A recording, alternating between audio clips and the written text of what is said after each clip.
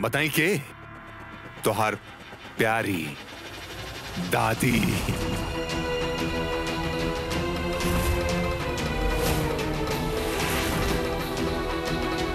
हाँ दादी, तोहरी दादी के उम्र हो गई रहे ऊपर जाए के। खुशकिस्मत बाड़ी हूँ जौन हम ओके दरगाह में ही रुखसत कर देनी। बहुत चीखत रही, बहुत तड़पली तहार बेचारी दादी, ऐसे तड़पले रही।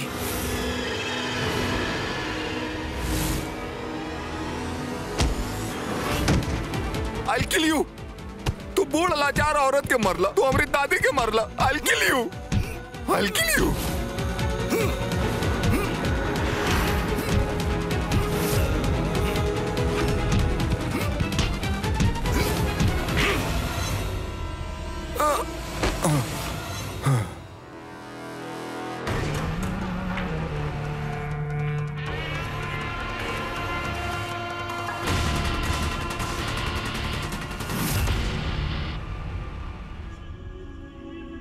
काश हम आपसे शादी को पाती। गलत पते पर चिट्ठी डाल रहा है शोर खन्ना। तो 60 साल लेट हो गई ला।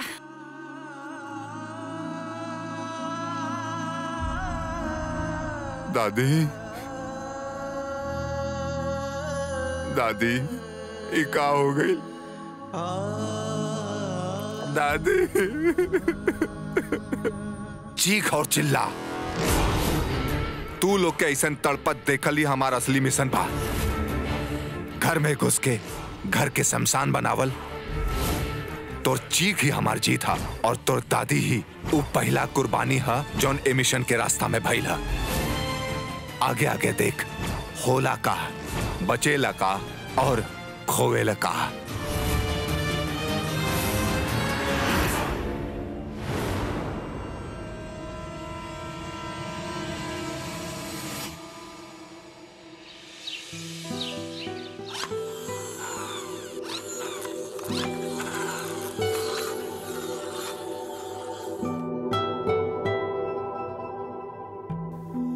बैटरी वाला खिलौना से इतना खेलबा तो चार्जिंग मांगे लगी।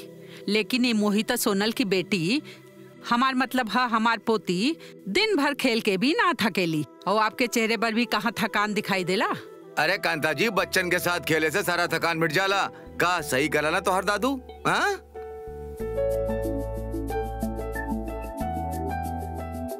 अच्छा लग रहा भाई, सुकून। एक बार पूरा परिवार के लेके यहाँ आवे जाए। 16 ने सही बात कह लुआ। फैमिली वेकेशन के जगह मथुरा। हाँ जी, हाँ है ना। इला फैमिली के याद करते ही फैमिली के फोन आ गई। तो बुआ के फोन आइल है बेटा। बस नमस्ते बोला। हेलो महक, कैसन बारू बेटा? अरे हम तो हर चाचू से कहत रहनी कि एक बार हम सब यहाँ आवे के चाहिए। महक, महक का बात बा बेटा? तू रो काहे रहलू? का भइल दादी के? स्पीकर पे डाला, स्पीकर पे डाला। हाँ पता नहीं का कहे चाह रही है, बस रोवत जा रही है। दादी के मर्डर हो गई।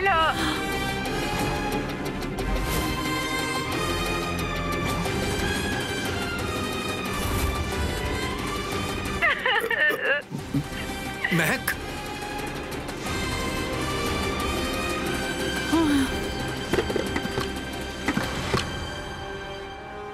नहीं नहीं। पिताजी, पिताजी, पिताजी कहाँ भाई? हाँ आराम से बेटा, बेटा आराम से। कहाँ भाई? क्या कर पा? हेलो, हाँ बोला।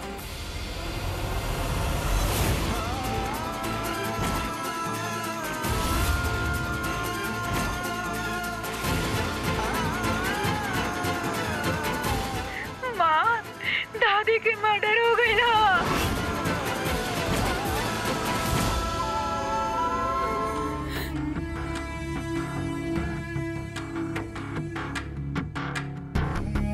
सही जगह पे एक बम फिट गई तो यहाँ 4 के जगह तूफान ले आई। भाईजान, आपके नंबर पर कोनो अननोन नंबर से फोन आ रहा बा।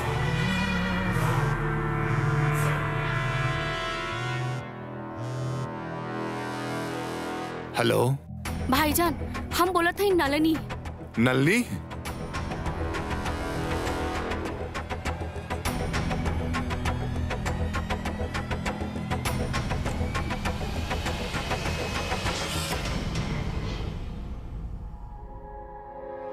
चेहरा का नूर मायूसी में तब्दील कैसे हो गई? कहाँ बाड़ी नलिनी? हमसे अब तक मिले काहे ना आइल? नलिनी हॉस्पिटल में बापा जान, पुलिस के गिरफ्त में।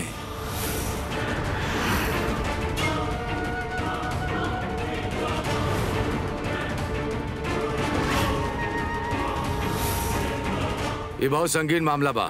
नलिनी हमार खातिर आपन से भी बढ़ के बिया। अरमान, हमके तोके समझावे के जरूरत ना चाही कि तोके का करे के बा।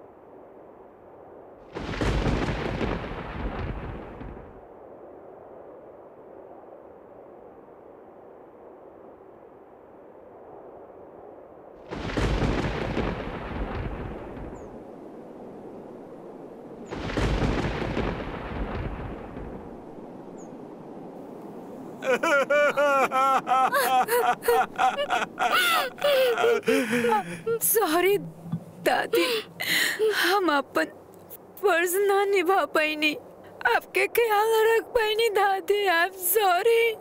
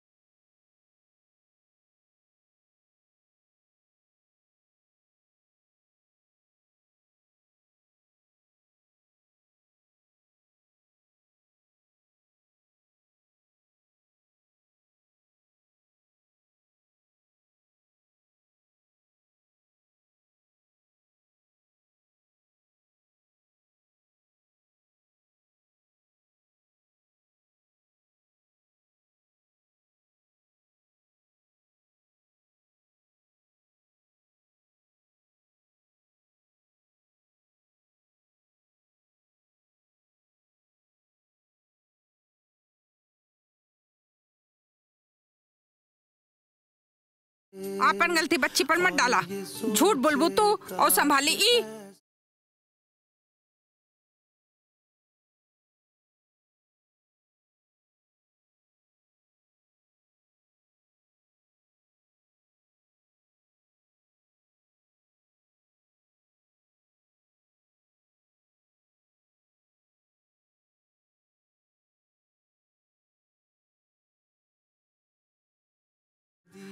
अपन हमार लड्डू के ख्याल रखी हा। हीरो, अपन हीरोइन के बाहर ले जा कहीं डिनर के ले।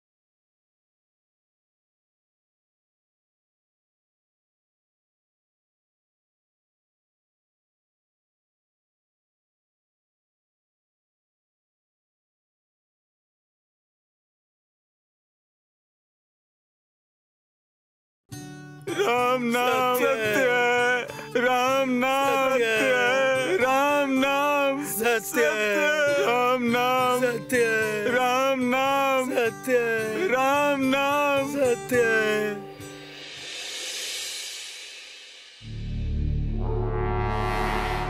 पता ना भाईजान हमके यहाँ से कैसे ले जाइए।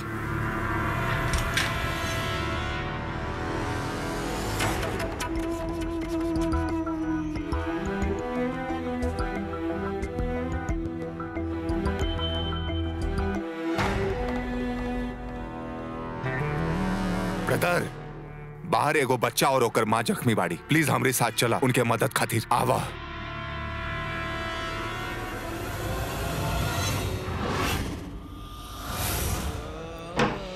राम नाम सत्य है, राम नाम सत्य है, राम नाम, राम नाम सत्य है, राम नाम, राम नाम, राम नाम सत्य है, राम नाम सत्य है।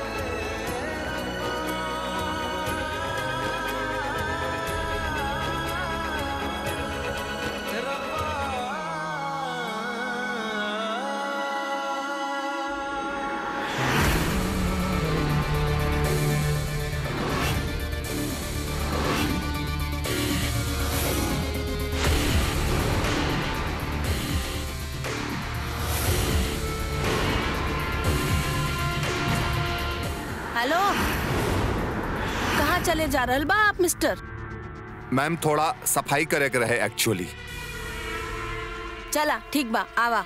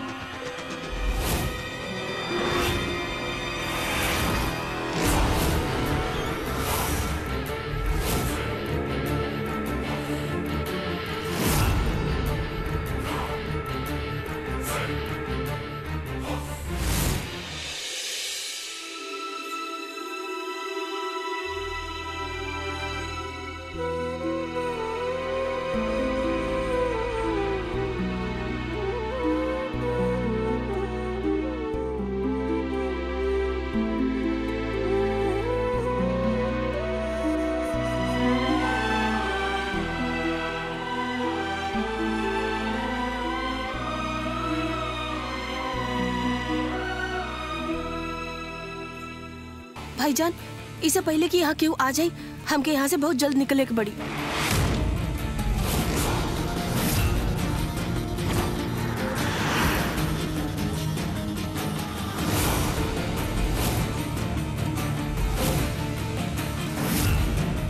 बचावा, बचाओ, बचावा।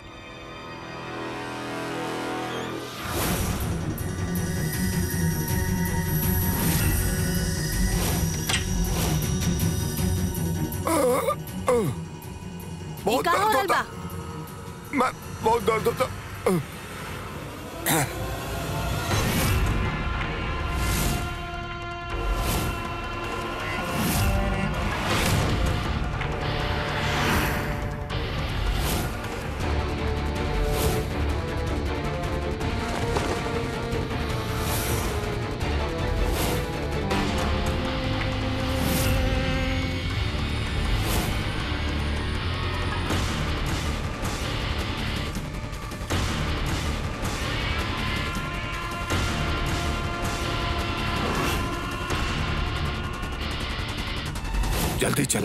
जल्दी चला हवा, मरीज की तरह बैठ जाए पे।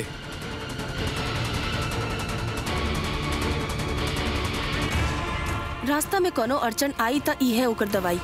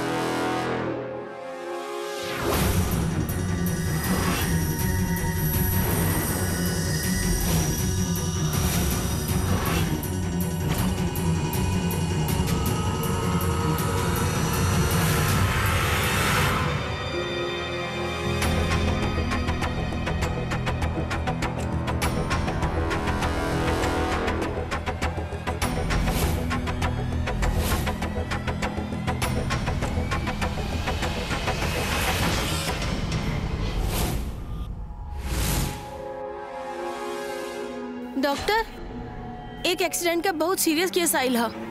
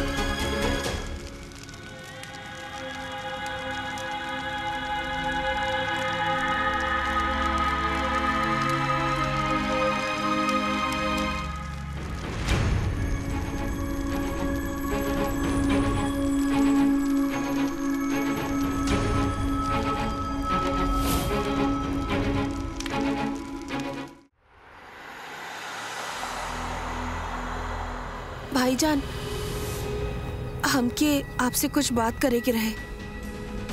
हम ही मिशन से बाहर जाए के चाहे नहीं। भाईजान, आप जाने ले कि हम ई मिशन के जिक्र कबो न करब केकरो से भी। हम माँ बने वाला है और हम अपन बच्चा के जिंदगी बर्बाद ना होए देवे चाहे नहीं। बच्चा भी तो ऊपर वाले के ही देन होवेला। और भाईजान, कहीं ना कहीं हम ही लड़ाई भी तो वादी के बच्चा खातिर ही लड़त रहेले। अगर हम ही मिशन से जुड़ल रहब तो हमार बच्चा कबो ही दुनिया में ना आई।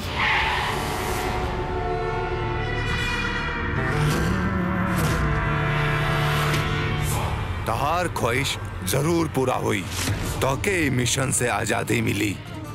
वैसे भी पुलिस तो के जाने ले, मैं के तोरी बारे में पता बा। तू ए मिशन खातिर एगो खतरा पाड़ो। यही खातिर हम तो के और तोहरे कबो ना होखे वाला बच्चा के हमेशा खातिर आजाद करतानी।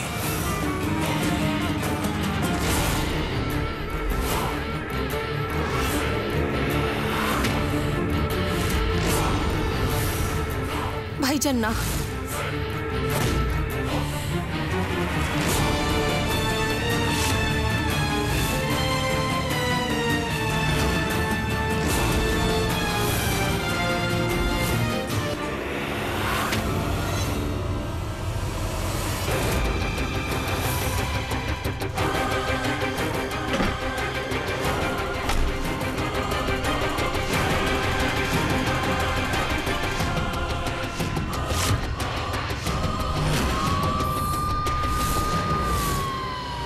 पुलिस।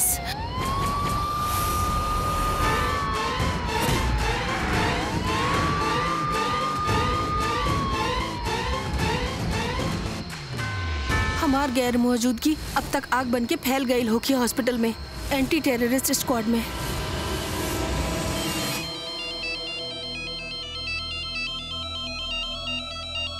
लैंडलाइन नंबर एक हो सकेला।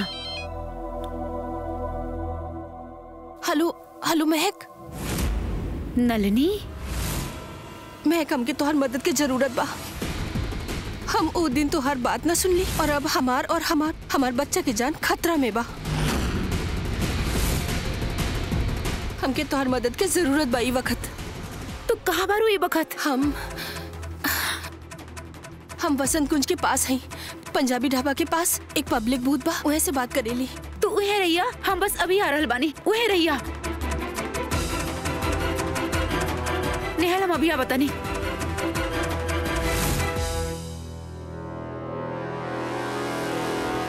भैया जल्दी चली।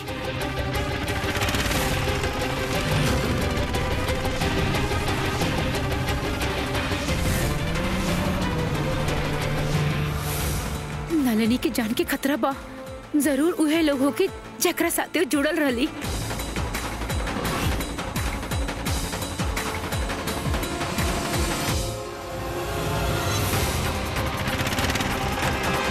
माता रानी, हमके नलिनी के पास जल्दी से पहुंचा दी।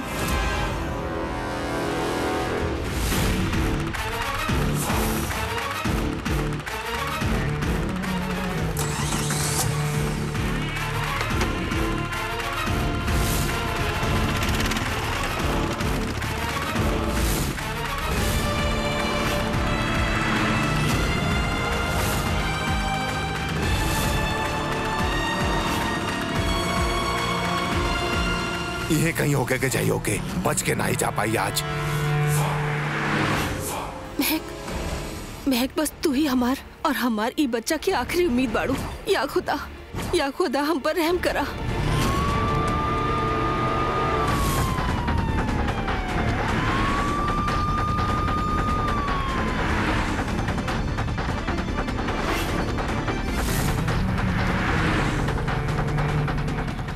भैया जल्दी करें।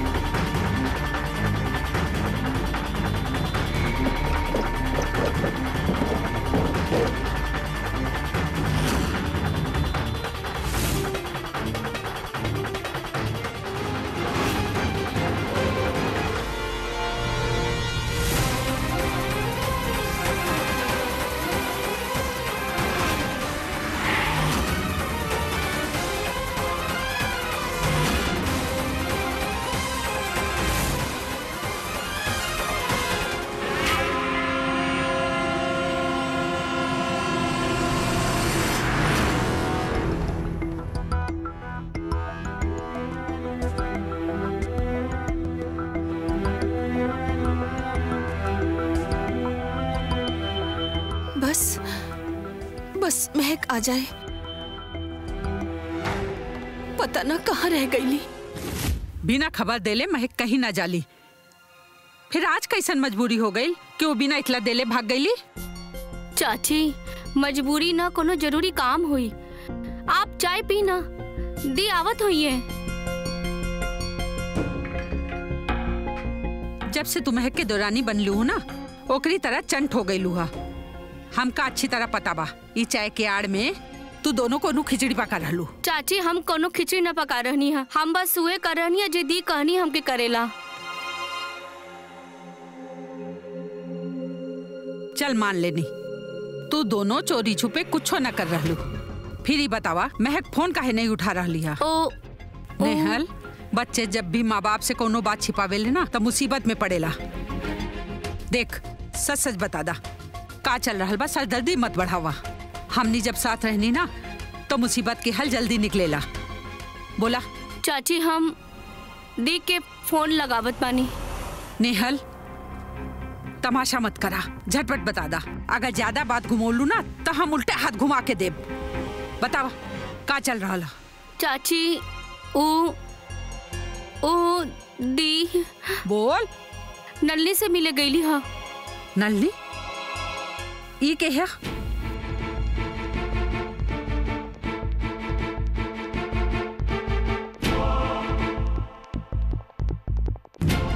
हमका पहले ही शक रहे तू लोगों के शादी हो गई, इतना बड़का छुपा के रख लू हा? चाची छिपावत न रहनी, घर में इतना कुछ पहले से चल रहा है। अब फिर एकदम से नल्ली के कांड हो गई, दिमाग से निकल गई रहे। महक ओकरा से मिले अकेले गई हा? और अगर महक के फसावे के ले नल्ली कोनो साजिश रच ले हुई तब? बस भैया यह रोक दी। ये ढाबा तो बंद बा।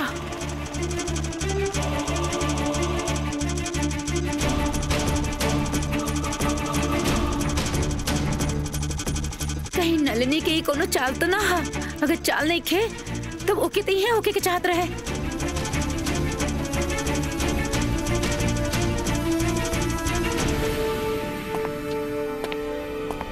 महक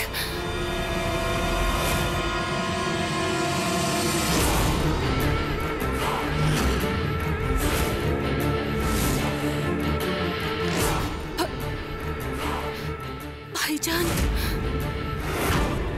नलिनी, नलिनी, माता रानी हमारा रक्षा करी हो। अगर ये कोनो चाल होगी तो भाईजान हमके माफ कर दी। हमार और हमारी पेट में पले वाला बच्चे पर रहम करी भाईजान।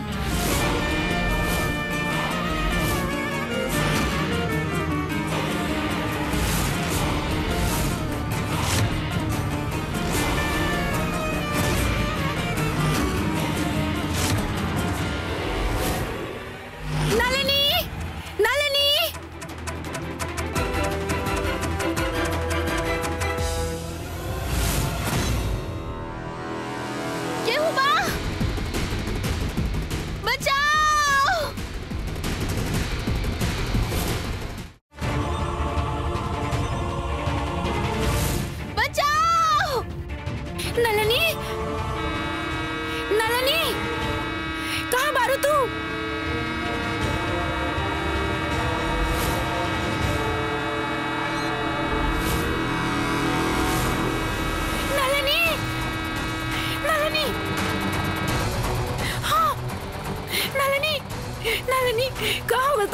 के कले सही। या खुदा, नलनी के अपने लगे बुलावा, इससे पहले कि वो हमारे मकसद के मिट्टी में मिलावे। क्यों बा, हमार मदद करा। हेलो पुलिस, प्लीज प्लीज जल्दी आ जाइए वसंत कुंज के पास। बस स्टॉप पे मर्डर हो गई बा, जल्दी आई। नलिनी बतावा का भइल के कले सही से, प्लीज बतावा। अरे के हुआ, प्लीज मदद करा। नलिनी प्लीज बोला, सांस लो नलिनी, सांस लो नलिनी। क्यों बा?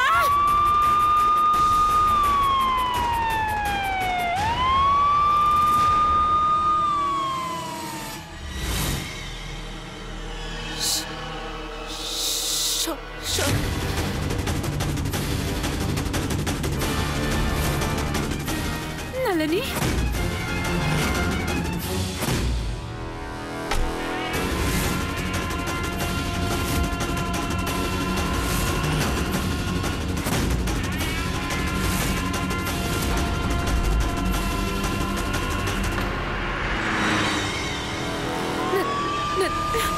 भगवान, कैसे?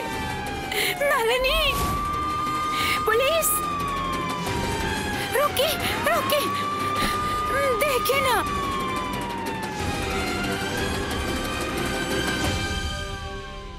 देखिए मैडम, ये मर्डर केस है और आप एक केस के विटनेस। एक खातिर ठंडे दिमाग से सोच के बताई कि आप यहाँ कब पहुँचनी, का देखनी। कहाँ बारा तो शौर्य, हम बिल्कुल अकेले पड़ गई नहीं।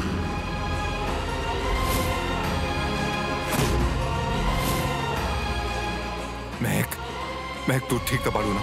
काहे लागता कि तू कोनो मुसीबत में बाड़ू? माता रानी हमने महक के साथ रहिया, ओकर रक्षा करिया।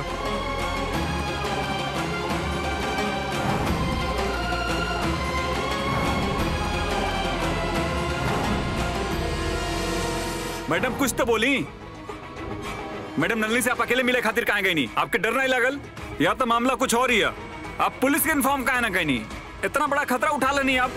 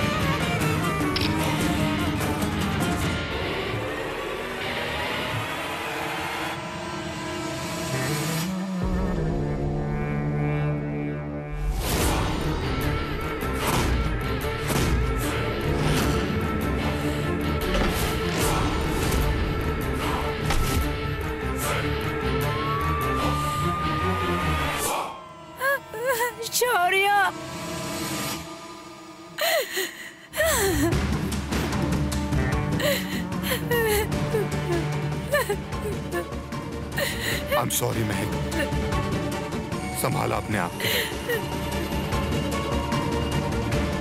ओ गॉड, ये कैसे भइल एकरी साथ? कितना बेरहमी से मरले बाने ए औरत के। अरे जानवर बाने ये लोग। शौर्य ये सब कैसे हो रहल बा? काहे? पहले हम अपन दादी के खो देली और अब शौर्य आई लोग कह रहल बाहर कि हमके यहाँ ना आवे के चाहत रहे अकेले, लेकिन हम का करती? नलिनी के जान खतरा में रहल। हम तो बस अपन तरफ से मदद करे के चाहत रहनी शौर्य, लेकिन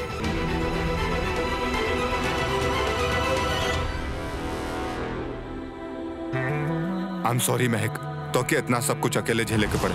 हम वक्त से पहले ना आ पाऊनी। मैडम सर एक मिनट, आपके दिक्कत नहीं कि हमारी वाइफ कितना परेशान दिया?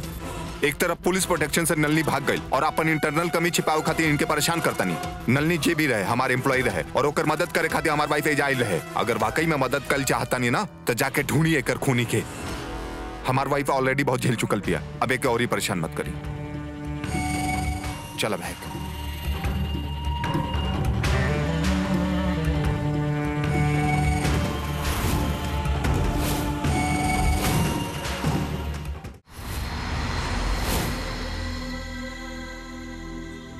बेटा संभाला अपना आपके।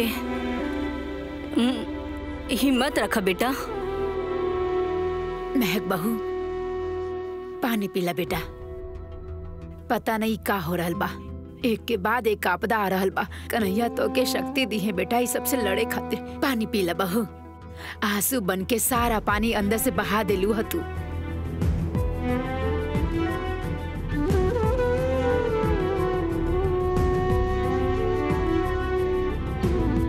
बेटा अब तू आराम कर ला।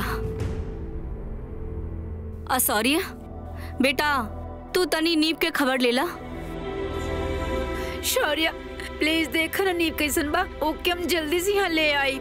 हाँ हाँ बेटा, नीब भी घर आ जाई है ना सॉरी। अब वैसे भी ये दुख के घड़ी में सबके साथ साथ रहल बहुत जरूरी बा।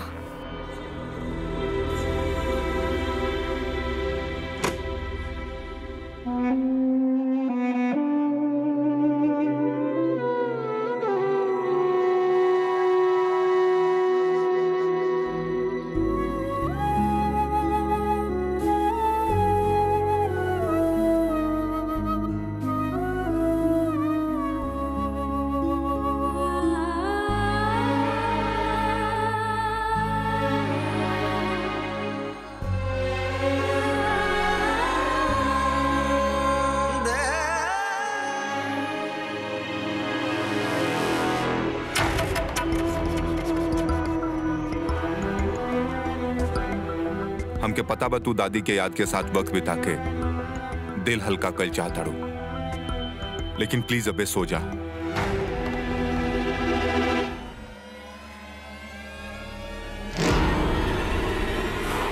कहीं नलिनी एके कुछ बतौलस था नहीं।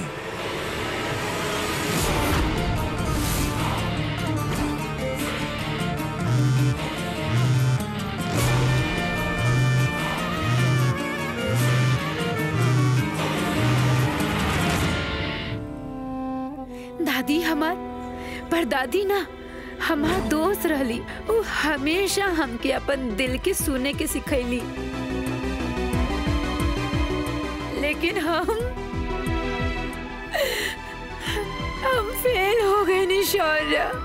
हम अपन दादी के बचाना पैनी, कहाँ करी बतावा हमके शौर्य, हम कहाँ करी। शौर्य शौर्य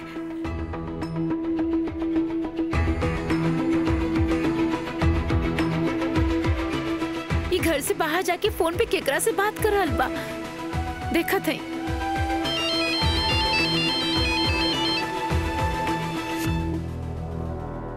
हाँ चाची। तू शामिल कैले रहला नली के प्लान में। ओकर ट्रेनिंग, ओकर सोच बदले के तोहार जिम्मेदारी रहल। का हम ही मानी कि तोहार दिमाग के धार हल्का पड़ गई ह? दगा खा गईला ह तू लड़की से। जरा सोचा, अगर ओकर मुंह खुला से पहले अगर तू ओके खामोश न कर देले रहता तब तोहार ख्वाब हमके धूल में मिलत दिखाई दे रहल बा अरमान। हे भगवान, नलिनी के भी मार दी हल ई लोग। अब हम फैसला कर लेनी हा, हम ओके यहाँ से हटा रहनी हा।